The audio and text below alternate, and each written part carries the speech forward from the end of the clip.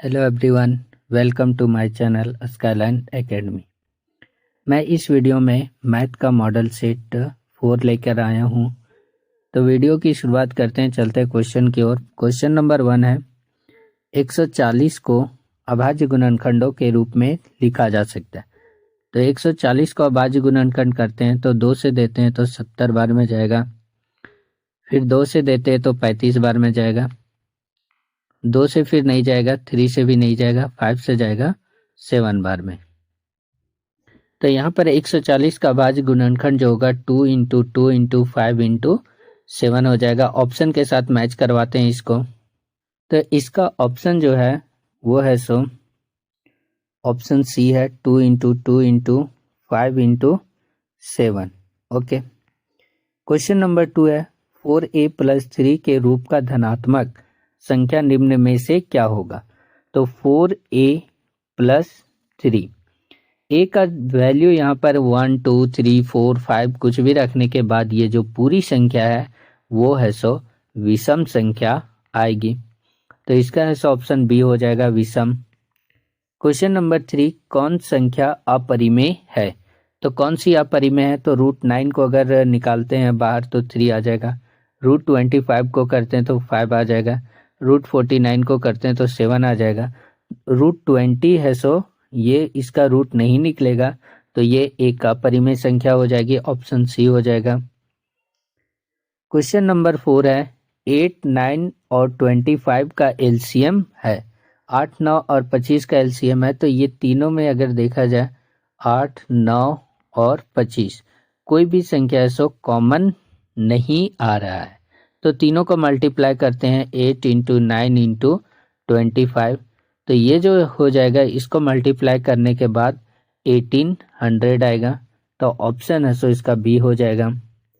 Question number 5, y equal to P X का graph दिया गया है। तो बहुपद पी एक्स के शून्यकों की संख्या क्या है। तो यहाँ पर ग्राफ में देख सकते हैं कि एक्स अक्ष पर है 2 पॉइंट कट कर रहा है। तो इसके जो शून्यक हैं वो 2 हो जाएंगे, ऑप्शन सी हो जाएगा।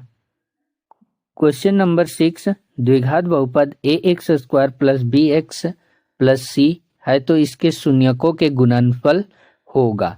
शून्यकों का गुणनफल अल्फा इंटू बीटा जो हो जाएगा c/a हो जाएगा। अगर ये है इस तरह से द्विघात बहुपद है तब। तो ऑप्शन के साथ देख लेते हैं, c/a जो है ऑप्शन सी में है मैच कर रहा है, तो इसका ऑप्शन सी हो जाएगा। क्वेश्चन नंबर 7 है कि यदि द्विघात बहुपद के शून्यकों का योग 0 और गुणनफल √5 है तो द्विघात बहुपद होगा। शून्यकों का योग जो है alpha plus beta equal to 0 है और अल्फा इंटू बीटा जो है वो √5 है। तो द्विघात बहुपद बताना है कि द्विघात बहुपद कैसा होगा। तो द्विघात बहुपद के लिए फॉर्मूला होता है x² minus alpha plus beta. Alpha plus beta यहाँ पर 0x हो जाएगा, प्लस अल्फा इंटू बीटा √5। फिर इसको करेंगे तो x² प्लस √5 होगा। तो ऑप्शन के साथ मैच करवा लेते हैं, x² प्लस √5। तो ऑप्शन है बी हो जाएगा।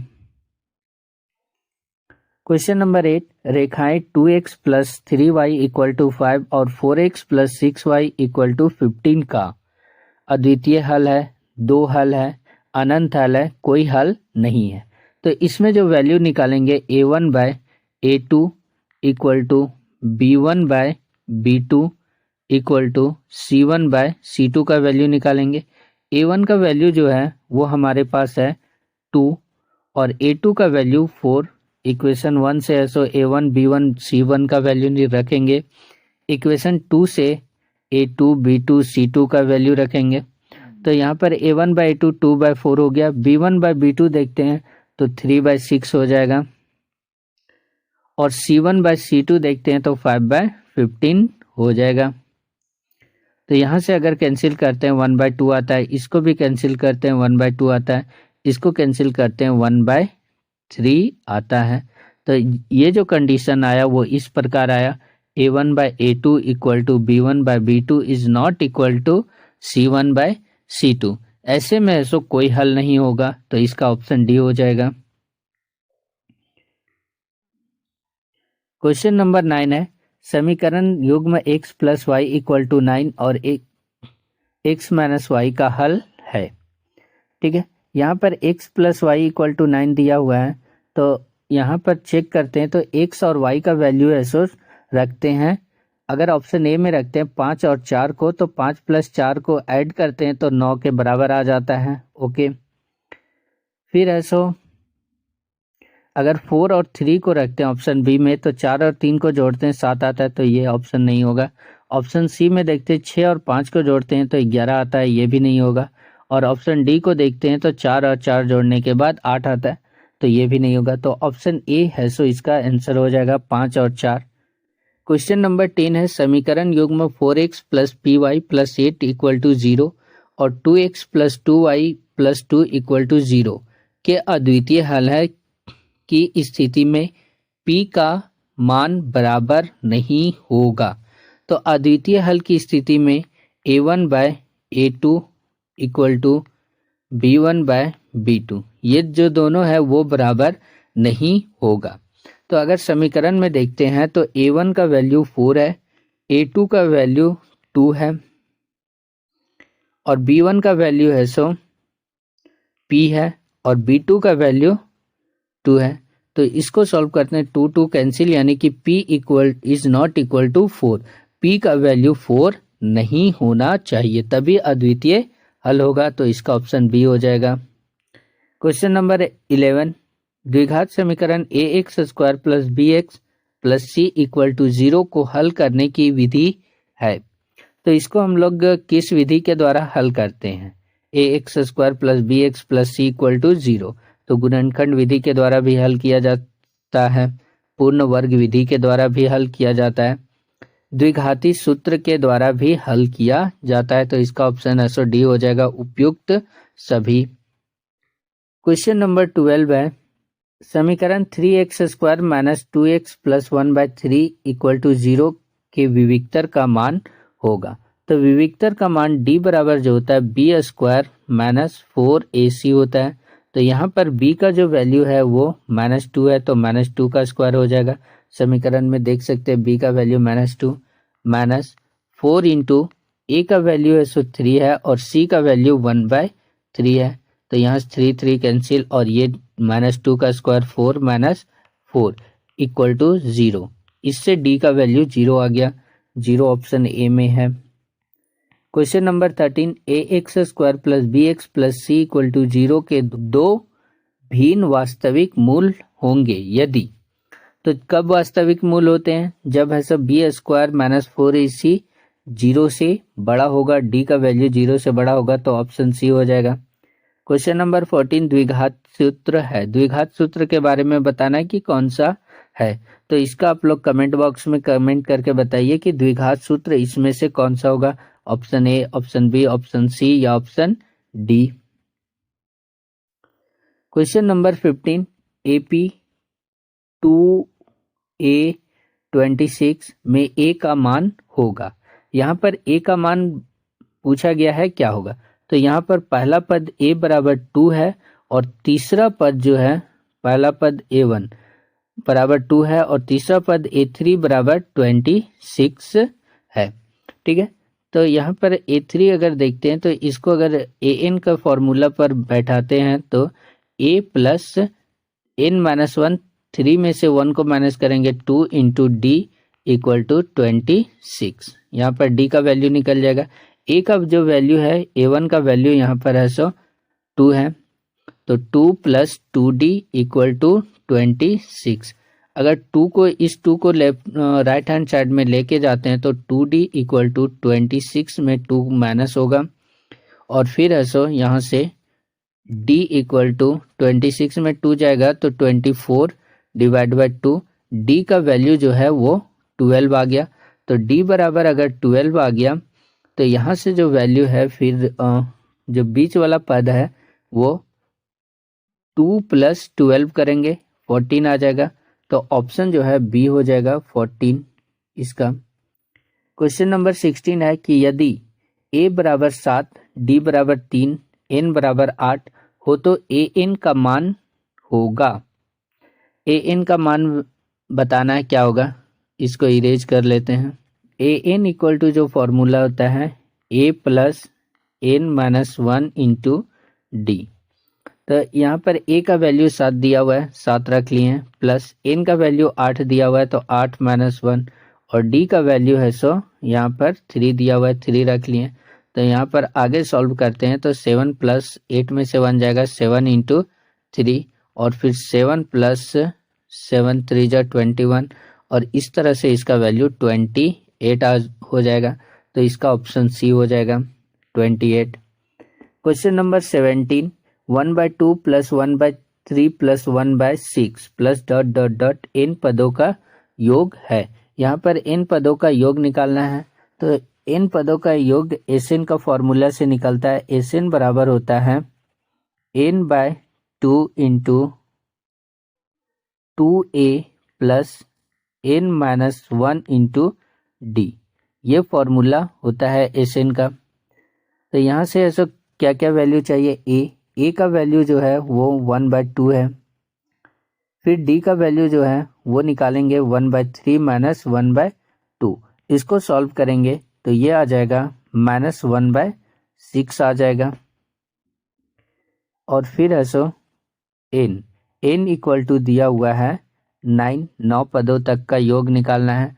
तो यहाँ से एन का वैल्यू 9/2 इंटू 2 इंटू ए का वैल्यू 1/2 है, प्लस 9 में से 1 को माइनस करेंगे तो 8 हो जाएगा, इंटू डी के जगह पर -1/6 हो जाएगा। ओके, फिर यहाँ से ऐसो 2 और 2 कैंसिल, यहाँ पर इसको कैंसिल करते हैं 8 और 6 को, तो 2 4 जा 8 और 2 3 जा 6। फिर फर्दर इसको सॉल्व करते हैं तो हमारे पास जो वैल्यू है वो आ जाएगा 9/2 इंटू 1 माइनस 4/3 हो जाएगा। और फिर इसको सॉल्व करते हैं तो 9/2 इंटू, इसको सॉल्व करेंगे तो हमारे पास जो वैल्यू आएगा -1/3 आएगा, -1/3 है। ओके, और फिर है सो 3 से 9 कैंसिल, 3 3 जा 9, यानी कि इसका वैल्यू -3/2। इन सभी 9 पदों तक का योग जो है वो -3/2 आएगा। ऑप्शन के साथ मैच करवा लेते हैं कौन सा ऑप्शन है। -3/2 ऑप्शन ए में है, तो ऑप्शन ए हो जाएगा। क्वेश्चन नंबर 18, त्रिभुज ABC में DE समांतर BC है तो AD का मान होगा। ये क्वेश्चन पूरा नहीं लिखा हुआ है इसलिए ये क्वेश्चन रॉन्ग है। ओके, क्वेश्चन नंबर 19, एक समबाहु त्रिभुज की भुजा 2a है तो इसकी ऊंचाई होगी। तो समबाहु त्रिभुज की जो ऊंचाई निकालते हैं, समबाहु त्रिभुज की ऊंचाई निकालना है तो इसके लिए जो फॉर्मूला होता है वो होता है √3/2 इंटू भुजा साइड। तो यहाँ पर जो भुजा है 2a है तो √3/2 इंटू 2a, 2 से 2 कैंसिल, इसका वैल्यू √3a हो जाएगा। तो ऑप्शन के साथ मैच करवा लेते हैं तो ऑप्शन बी है a√3। क्वेश्चन नंबर 20 है कि किसी त्रिभुज में कर्ण स्क्वायर बराबर लंब स्क्वायर प्लस आधार स्क्वायर होता है तो वह कैसा त्रिभुज है? तो वो समकोण त्रिभुज होगा, ऑप्शन ए हो जाएगा। ओके, क्वेश्चन नंबर 21, एक अक्ष पर y का निर्देशांक हमेशा होता है। एक अक्ष पर y का निर्देशांक जो है, अगर x अक्ष ये है और y अक्ष ये है तो x अक्ष पर, इस अक्ष पर कोई भी पॉइंट को लेते हैं तो उसका y का जो निर्देशांक होगा वो हमेशा 0 होगा, ऑप्शन ए हो जाएगा। क्वेश्चन नंबर 22, बिंदु A 2-4 और B 4-2 को मिलाने वाली रेखाखंड का मध्य बिंदु है। मध्य बिंदु, तो यहाँ पर ऐसा विभाजन सूत्र का यूज करेंगे। विभाजन सूत्र से डायरेक्ट हम यहाँ पर निकाल रहे हैं x इक्वल टू जो हो जाएगा 2 + 4 / 2 हो जाएगा, और y का वैल्यू जो है -4 + -2 / 2 हो जाएगा। तो x इक्वल टू यहाँ पर है सो 4 और 2 को जोड़ेंगे 6/2 होगा, और y इक्वल टू -4 और -2 को जोड़ेंगे तो -6/2 होगा। तो यहाँ से ऐसा 3 और 3 x = 3 हो जाएगा और y = -3 हो जाएगा। तो ऑप्शन के साथ मैच करवा लेते हैं, x = 3 और y = -3, तो ऑप्शन सी हो जाएगा इसका। क्वेश्चन नंबर 28, tan 45 डिग्री का मान है। तो tan 45 डिग्री का मान है 1 होता है, ऑप्शन सी हो जाएगा। क्वेश्चन नंबर 24, इसका आप लोग सॉल्व कीजिए, इसका आंसर है 1 आ जाएगा, ऑप्शन बी हो जाएगा। क्वेश्चन नंबर 25, यदि 2 cos 3 थीटा = 1 है तो थीटा बराबर होगा। तो यहाँ से अगर देखा जाए तो cos 3 थीटा = 1/2 हो जाएगा और 1/2 जो होता है cos 60 डिग्री का वैल्यू होता है। तो यहाँ से 3 थीटा = 60 डिग्री हो जाएगा और 3 और 60 डिग्री कैंसिल होकर 20 डिग्री हो जाएगा। तो थीटा = 20 डिग्री ऑप्शन में मैच करवा लेते हैं, डी ऑप्शन हो जाएगा 20 डिग्री। क्वेश्चन नंबर 26, त्रिभुज ABC में जिसका कोण B समकोण है, भुजा AB बराबर 5 सेंटीमीटर और कोण ACB बराबर 30 डिग्री है, तो AC होगा। इस क्वेश्चन को सॉल्व करते हैं। यहाँ पर एक त्रिभुज इस प्रकार से है ABC, जिसमें से B समकोण बोला गया है, तो ABC, ओके। ABC इस प्रकार है और भुजा AB बराबर 5 सेंटीमीटर, AB बराबर 5 सेंटीमीटर है और है एंगल ACB एंगल C का वैल्यू 30 डिग्री है। तो इसमें से भुजा है AC भुजा की लंबाई को निकालनी है। तो यहाँ पर AB भुजा लंब हो जाएगी और AC भुजा कर्ण हो जाएगी।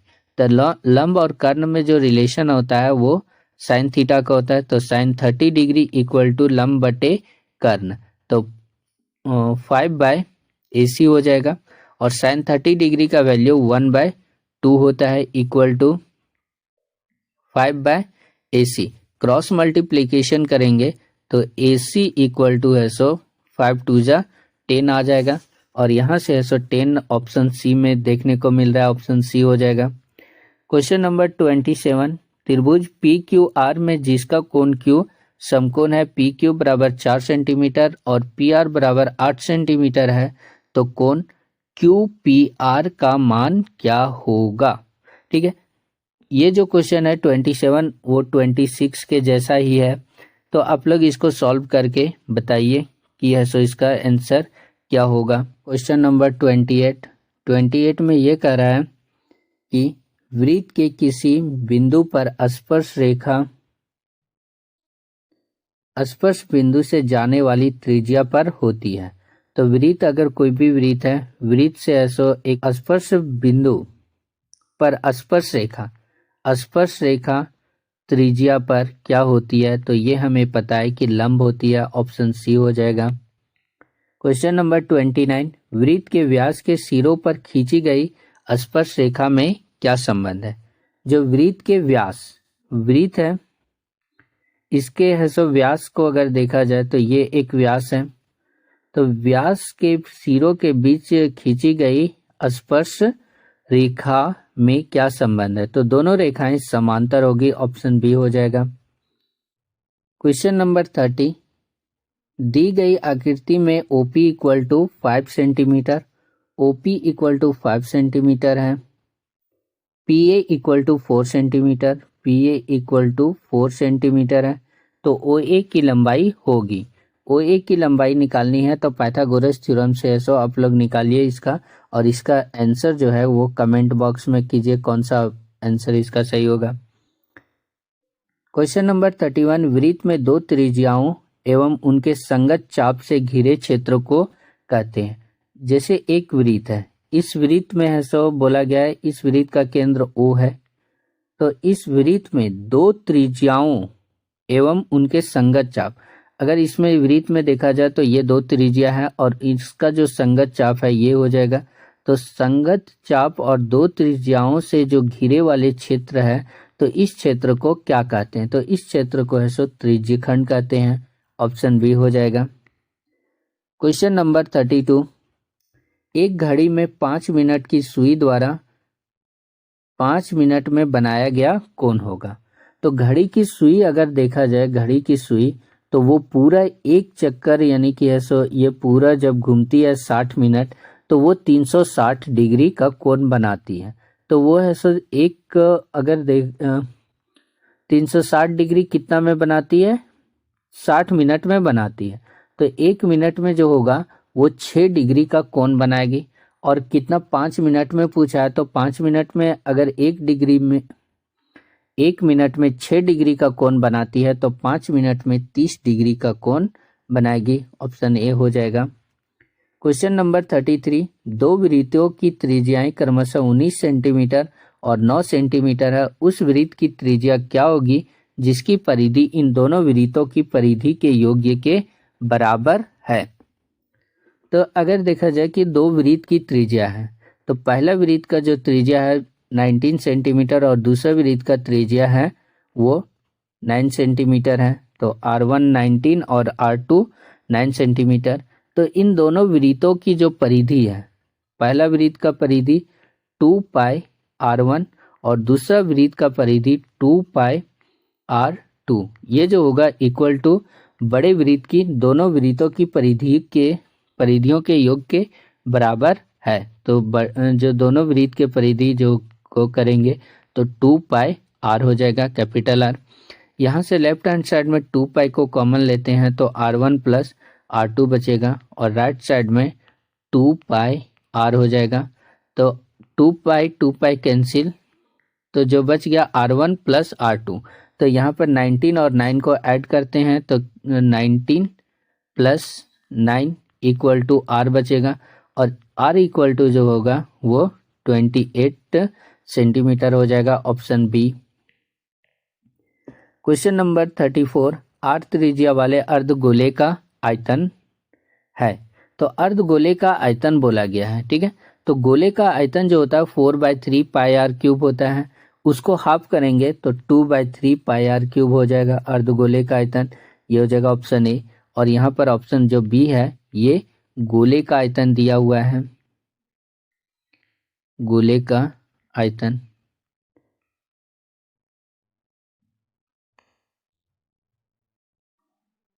क्वेश्चन नंबर 35, एक शंकु की ऊंचाई 12 सेंटीमीटर है तथा इसके आधार का व्यास 10 सेंटीमीटर है, तो शंकु की तिर्यक ऊंचाई है। इस क्वेश्चन को ऐसे सॉल्व करके बताइए क्या होगा, कितना आएगा इसका आंसर। क्वेश्चन नंबर 36, यदि घन की एक भुजा a सेंटीमीटर है तो विकर्ण की लंबाई होगी। घन की जो भुजा होती है और इस घन की भुजा a सेंटीमीटर दिया हुआ है, तो इसका जो विकर्ण हो जाएगा वो विकर्ण का वैल्यू आता है √3 इंटू भुजा। तो √3 इंटू भुजा यानी कि √3a हो जाएगा। √3a जो भी ऑप्शन में है, ऑप्शन बी में है यहाँ पर। ओके। क्वेश्चन नंबर 37, 3 गुना माध्यक बराबर बहुलक प्लस गुना माध्य कितना होता है, तो 2 गुना माध्य होता है। क्वेश्चन नंबर 38, वर्ग अंतराल एवं संचयी बारंबारता के बीच खींचे गए आलेख को कहते हैं। तो वर्ग अंतराल और संचयी बारंबारता के बीच खींचे गए आलेख को त्वरण कहते हैं। ऑप्शन डी हो जाएगा। क्वेश्चन नंबर 39, एक पासे को फेंका जाता है तो 4 से अधिक आने की प्रायिकता। तो एक पासे को जब फेंका जाएगा तो टोटल जो आउटकम्स है वो आ जाएगा 6, यानी कि 1 2 3 4 5 6 कुछ भी आ सकता है। अब 4 से अधिक आने की प्रायिकता, तो 4 से अधिक आने की प्रायिकता जो होगी वो 4 से अधिक, तो 4 से अधिक कितना बार आ सकता है, तो 5 और 6 आ सकता है। तो इसका जो प्रायिकता होगा 2/6 हो जाएगा, यानी कि 1/3। ऑप्शन बी हो जाएगा 1/3। ओके। 4 से बड़ी संख्या 5 और सिर्फ 5 और 6 होता है, यानी कि इसके कितने पॉसिबल हो सकते हैं, 2 घटनाएं घट सकती है, तो इसीलिए 2/6 हो जाएगा और 2/6 को कैंसिल करेंगे तो 1/3 आ जाएगा। क्वेश्चन नंबर 40, किसी खेल को प्रारंभ करने से पहले सिक्के को उछालना एक न्याय संगत विधि माना जाता है। तो ये जो है वो सांप्रायिक होता है, ठीक है, ऑप्शन सी हो जाएगा। तो इस प्रकार से ये जो मॉडल सेट थे, मॉडल सेट 4 का जितने भी ऐसे ऑब्जेक्टिव है वो हो गए हैं। ओके, तो वीडियो अच्छा लगे तो लाइक कीजिए और चैनल पे नए हैं तो सब्सक्राइब कर दीजिए। वीडियो को एंड करते हैं। Thank you.